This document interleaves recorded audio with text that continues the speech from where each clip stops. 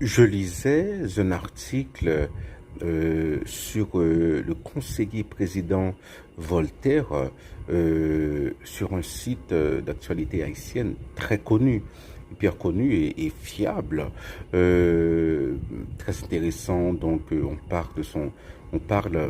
l'auteur parle de son parcours personnel, de son parcours politique et euh, et selon l'auteur, hein, voilà, son temps en tant que président a échoué.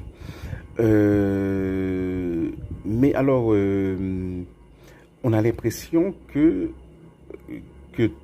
tous les conseillers présidents échoueront, voilà, lorsqu'ils deviendront présidents.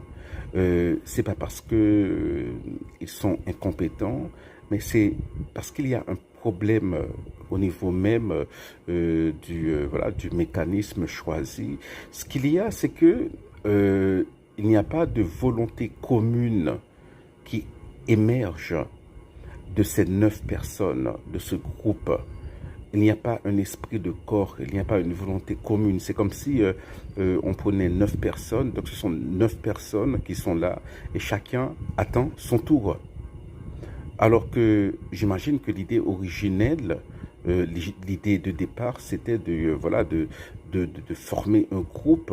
On a l'impression qu'il n'y a pas de collégialité, hein.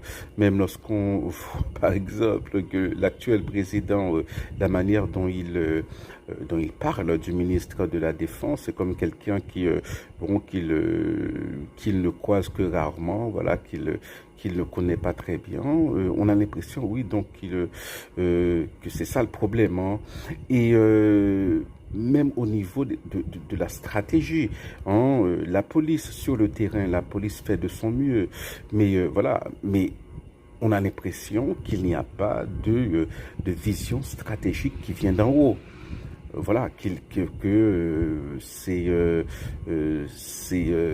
il y a beaucoup, c'est à l'improviste que ce travail se fait, hein, alors que pour contrecarrer les forces d'occupation sur le terrain, il faut une vraie stratégie.